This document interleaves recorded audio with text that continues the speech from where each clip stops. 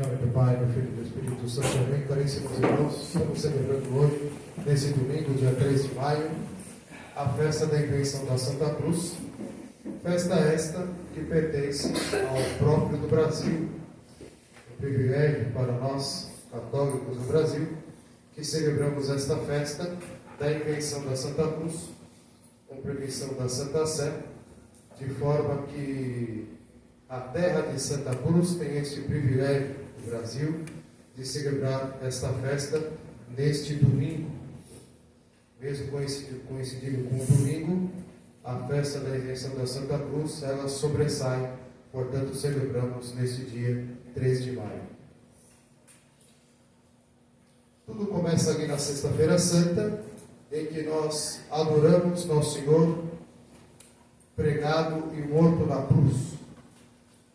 E a Sexta-feira Santa, ela está permeada pela introspecção, pelo recolhimento, pela dor, diante dos eventos da paixão e da morte do Senhor, e, portanto, não nos é possível celebrar a cruz de uma maneira festiva, celebrar e manifestar a festividade que está presente na cruz do Senhor. Portanto, a Igreja instituiu a festa da exaltação da Santa Cruz no dia 14 de setembro, justamente para salientar este aspecto festivo da cruz, que é o sinal da nossa salvação. É o meio em que o mistério pascal se fez presente, ou seja, o mistério da paixão, morte e ressurreição do Senhor, pois aquele que ressuscitou teve que primeiro ser pregado e morto na cruz. Portanto, a Igreja, por um motivo teológico, instituiu então a festa da exaltação da Santa Cruz, celebrando esse mistério festivo da cruz, que não é possível celebrar na Sexta-feira Santa. Porém, por uma razão de circunstância histórica, por uma razão histórica, foi instituída a festa da Invenção da Santa Cruz, fixada para o dia 3 de maio, devido ao fato histórico de que Santa Helena, mãe do imperador Constantino, ordenou, não só ordenou, como ela encabeçou, ela participou de uma missão da Terra Santa, em que se propôs a procurar o madeiro da cruz. Sobre o Calvário havia sido erguido um templo pagão dedicado ao deus Vênus, e Santa Helena ordenou que fosse destruído aquele templo, e com muita investigação e escavações e trabalhos muito pesados, conseguiram encontrar 3 cruzes, que são as 3 cruzes, a do Senhor, a do bom ladrão e a do outro à direita do Senhor. As 3 cruzes do Calvário encontraram. Porém, a questão: qual dessas 3 cruzes é a do Senhor? Então aqui nos chega uma tradição da época dos apóstolos, da época de Santa Helena, uma tradição, alguns chamam até de lenda, de que Santa Helena levou as 3 cruzes à casa de uma senhora muito piedosa, que estava gravemente enferma, e disse a esta senhora para tocar nas 3 cruzes. A cruz que ela tocou, ela ficou curada, e aquela cruz que ela ficou curada, das 3, aquela se configura então a cruz de nosso Senhor Jesus Cristo. Este madeiro da cruz de nosso Senhor foi então dividido em partes. Em primeiro lugar, 3 partes. A primeira parte, Santa Helena designou para o então bispo de Jerusalém, São Macário. Uma outra parte foi para o próprio Constantino, e a outra parte foi para a Igreja do Calvário em Roma. Lá tem uma igreja do Calvário, onde essa parte do madeiro foi para lá. E muitas partes do madeiro foram constituídas em relíquias, em relicários, E eu mesmo conheci o relicário da Santa Cruz na minha paróquia de origem, em que, com certeza, a paróquia não recebeu aquilo por alguma designação de um bispo, muito menos do Santo Padre Papa.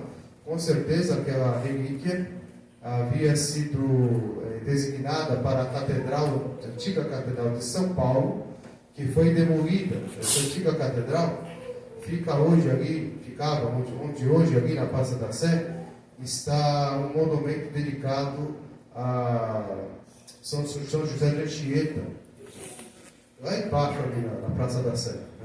Ali era a catedral, era uma igreja bem menor do que existe hoje, né? E aquela igreja ruiu, aquela catedral, ela foi demolida. E os móveis sagrados, os objetos litúrgicos, foram distribuídos pelas paróquias da Diocese de São Paulo. Consta que este púlpito mesmo pertencia àquela catedral. São 2 púlpitos.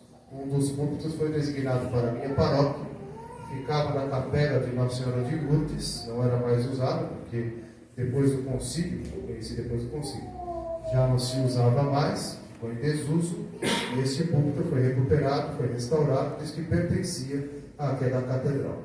E também lá na paróquia, eu me lembro muito bem, de um relicário da Santa Cruz, que pelo cálculo, os estudos que nós fizemos na época, chegamos à conclusão que veio junto com aquele mobiliário da antiga catedral para a minha paróquia, que recebeu também um busto muito bonito de São Pio de Bento XV, um busto de mármore muito bonito, que está lá até hoje, de Bento XV, que pertencia à paróquia.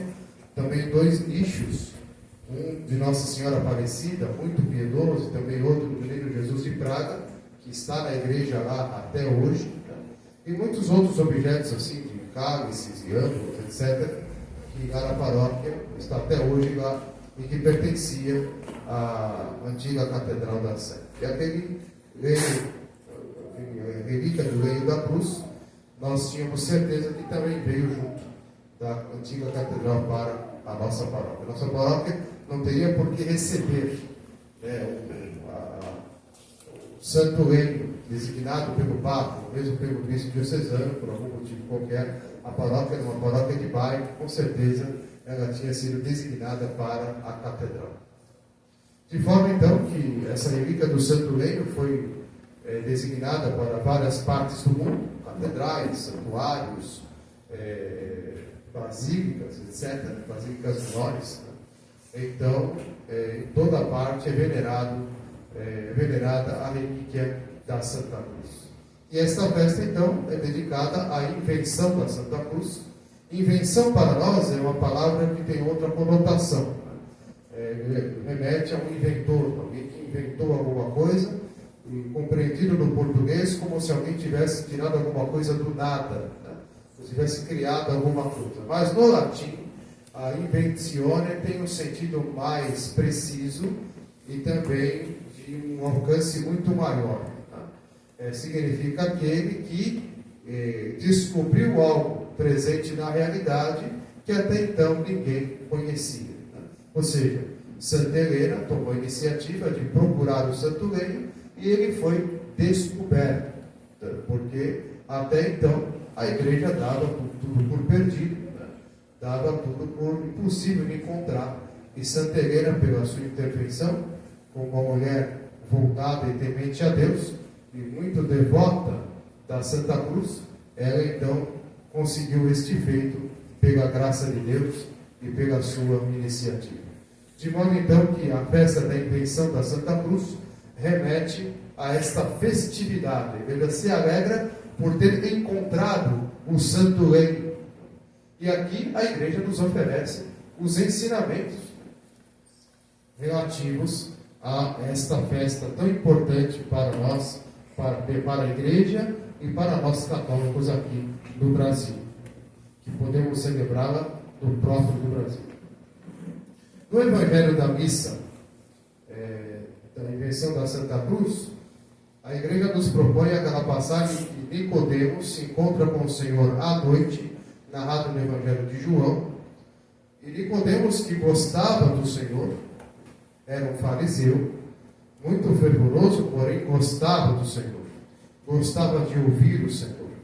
E também, no julgamento do Senhor do Sinédrio, ele até mesmo defendia o Senhor.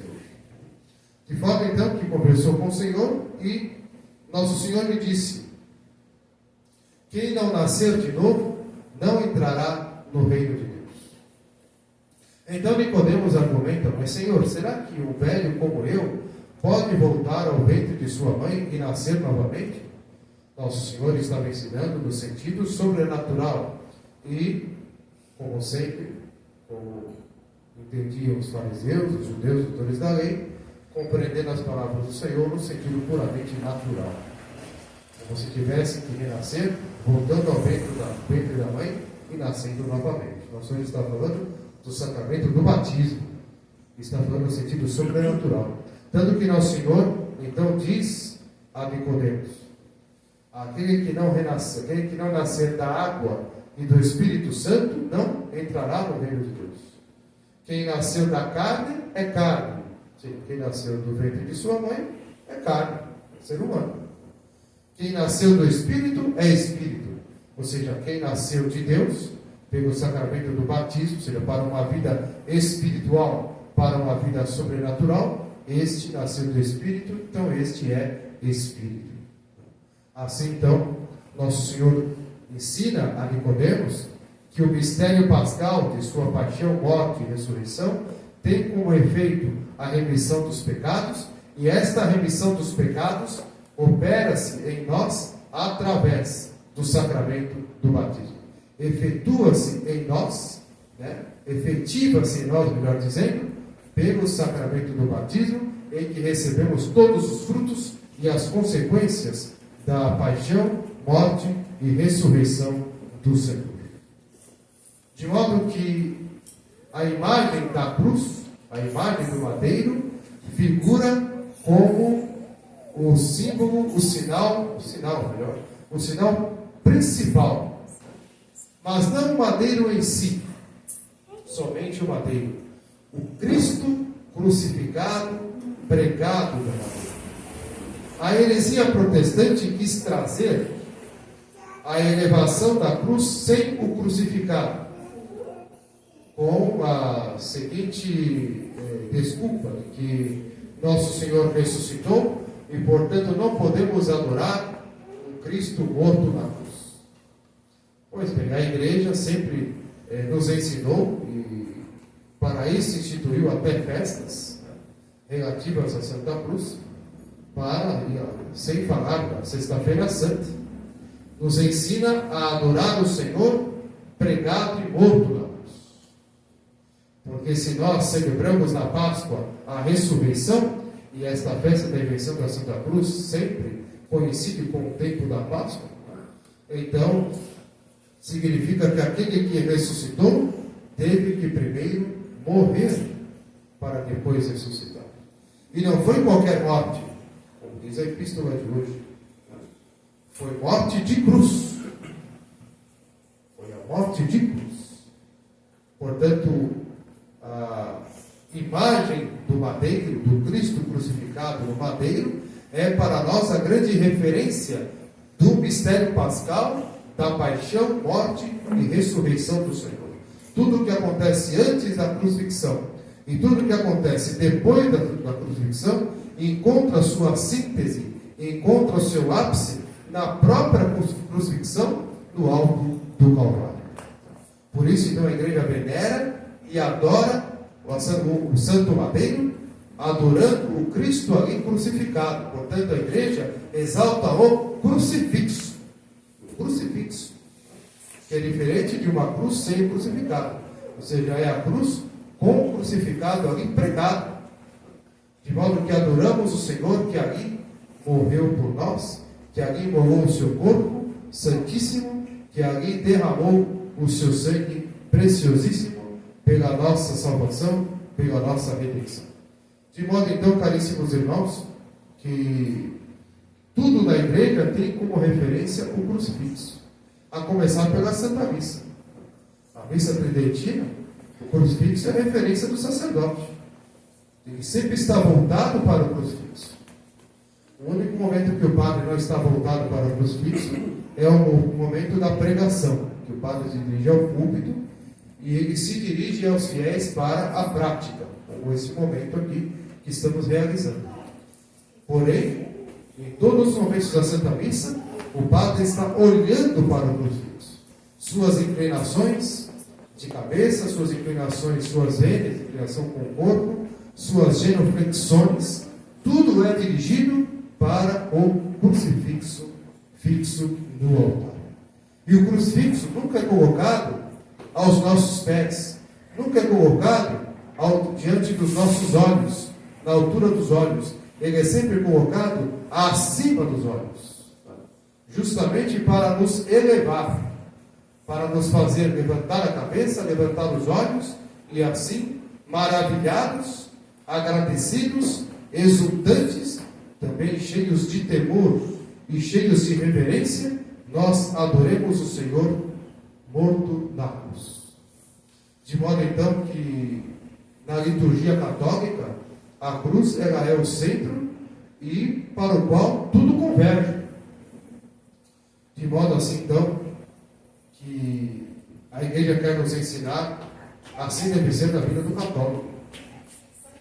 Por isso que um colégio católico, um hospital católico, um cemitério católico, uma capela católica, uma igreja, catedral, um santuário, vasilha, etc., tem o crucifixo que preside, que está no alto da torre, que está no alto da cidade, para que todos vejam e tudo convirja para ele, realizando aquilo que nosso Senhor disse no Evangelho, da missa de hoje, que da mesma maneira que Moisés ergueu a serpente de bronze, e aqui para salvar o povo de Israel da mordida das serpentes, como castigo que Deus deu ao povo de Israel pela sua desobediência, assim quando Moisés ergueu a serpente de ouro, assim também o Filho do Homem será levantado, para que todos sejam atraídos a ele, e assim todos assim alcancem a vida eterna.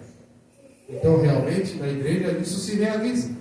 Então, realizou-se no Calvário e hoje realiza-se na igreja.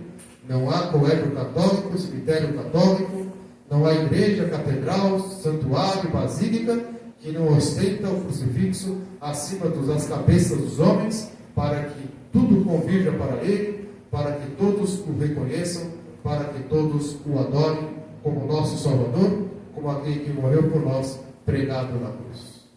Também, caríssimos fiéis, a igreja nos ensina ao exaltar a cruz, ao mostrar o crucifixo, ao ostentar o crucifixo, que nós devemos também nas nossas casas colocar o crucifixo na porta da casa, na entrada da casa, que chegue diante da nossa residência, que entra dentro do nosso lar, então já percebe ali o crucifixo, para fazer o sinal da cruz. O crucifixo dentro do quarto, acima da cama, para que quando levantarmos, ou antes de deitar, nós ajoelhemos, rezemos, façamos a oração da noite e a oração da manhã, olhando para o crucifixo. Alguém que leva o crucifixo com uma corrente no seu próprio pescoço, né? Um crucifixo, claro, com a devida, com um tamanho proporcional, né? O devido tamanho, uma corrente também que seja bonita, bela, mas também austera, né? Ostentar o crucifixo no pescoço com uma corrente é também um ato de piedade. Ostentar também o crucifixo levando-o no bolso, beijando durante o dia, antes e depois do trabalho, antes e depois do estudo, na hora das tentações, beijar o crucifixo e fazer com ele o sinal da cruz, também é um ato de grande piedade, a qual a igreja até mesmo reserva indulgência para quem venerar o crucifixo beijando durante o dia, a cada dia do ano. Tem indulgência para isso. Então a igreja quer incentivar com as indulgências a nossa devoção a Cristo crucificado, a nossa devoção ao Santo Madeiro. Também então, caríssimos irmãos, disso se distingue o sinal da cruz. O crucifixo identifica o católico. E o sinal da cruz também identifica o católico. Se nós encontramos alguém num lugar que não tem nada a ver com o ambiente sagrado, na rua, e essa pessoa faz o sinal da cruz por algum motivo, nós pensamos, esse é católico. Porque realmente o sinal da cruz distingue o católico. O crucifixo e o sinal da cruz. Então, ao passarmos diante de uma escola católica, de um hospital, cemitério, de uma igreja, capela, etc., devemos prontamente fazer o sinal da cruz. Antes de deitar e levantar, antes e após a refeição, na oração, antes e após a refeição, ao iniciar o trabalho, ao terminar o trabalho, fazer o sinal da cruz. Nos momentos de tentação, imaginações, sentimentos, pensamentos contrários à lei de Deus, tentações, fazer o sinal da cruz. Existe até aquela piedade de fazer o sinal da cruz 3 vezes seguidas, com a devida reverência e piedade, nos momentos de tentações, nos momentos de displicências diante da fé, nos momentos de luta interior, fazer o sinal da cruz. O sinal da cruz afugenta o demônio. O sinal da cruz afugenta o demônio. Então nós devemos ter essa reverência, essa devoção diária, durante todo o dia, tendo Cristo crucificado como um grande centro de referência da nossa vida. Podemos ver que na missa nova, da igreja conciliar, nos altares voltados para o povo, o crucifixo é colocado de lado. Por quê? Porque ali Cristo não é o centro. O centro é o homem. É uma missa antropocêntrica, uma missa protestante, em que o homem é o centro. A missa católica, a missa tridentina, é uma missa cristocêntrica. Cristo é o centro. A nossa fé católica, ela é cristocêntrica. Portanto, a nossa piedade, a nossa devoção, também deve ser cristocêntrica. E ela será cristocêntrica quando o principal símbolo da nossa fé, o crucifixo, ele é o centro.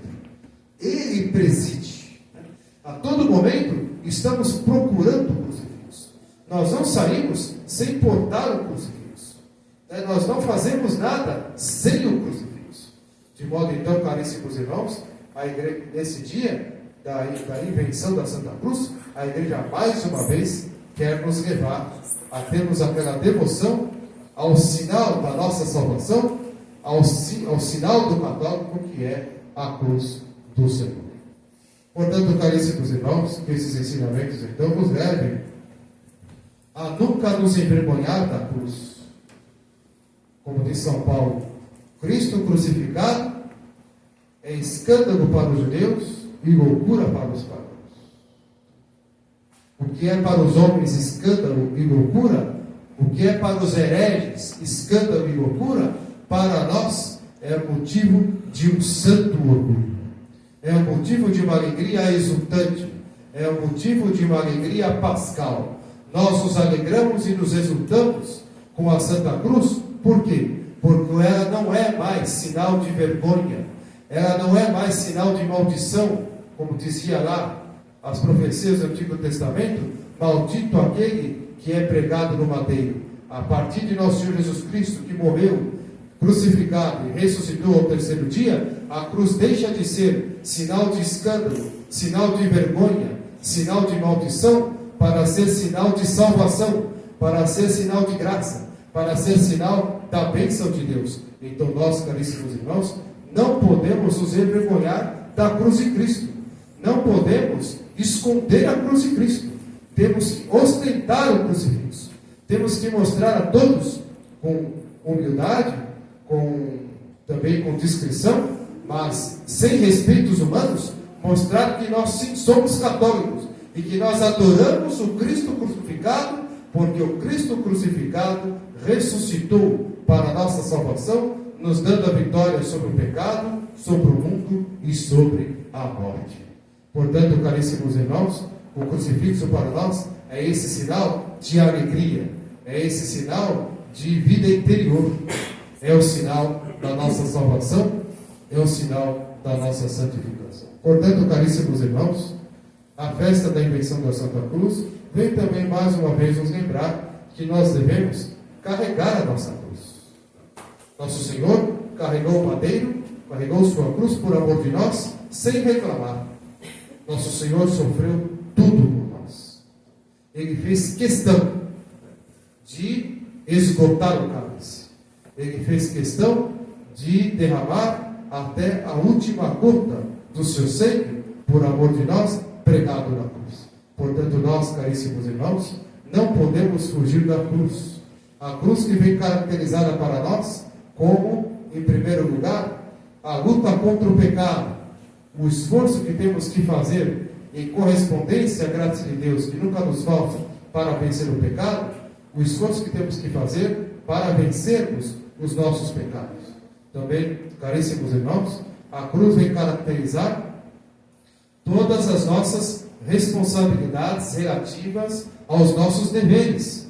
Os deveres para com Deus, os deveres para com o próximo, os deveres para consigo. Os deveres de Estado. Não podemos fugir da cruz. Não podemos fugir dos nossos deveres. Também, caríssimos irmãos, a cruz vem caracterizar os sofrimentos inevitáveis deste mundo. Não podemos fugir dos sofrimentos inevitáveis. Quando eles surgirem, quando eles aparecerem, abracemos a cruz, para que, enfrentando os sofrimentos, nós possamos triunfar sobre eles, triunfar sobre o mundo, purificando nossas almas, aprendendo através dessas tribulações, agarrados à nossa cruz, a nos purificar, a nos santificar e a demonstrar, uma vez mais, o nosso amor a nosso Senhor em correspondência, visto que Ele nos amou primeiro. Ele nos amou com sacrifício, portanto, Ele nos amou com a cruz. Portanto, caríssimos irmãos, nós não amaremos a Cristo verdadeiramente se não for pela cruz. Portanto, então, caríssimos irmãos, peçamos a Nossa Senhora, Nossa Santíssima Mãe, a graça, então, de venerarmos a cruz e cada vez mais crescermos numa verdadeira devoção ao Santo Madeiro, uma devoção ao crucifixo. É um sacramental da igreja, o crucifixo. É um sacramental, é abençoado pelo Padre. É um sacramental que, portanto, atrai graças. Então devemos pedir a Nossa Senhora que nos dê a graça de crescer nesta devoção.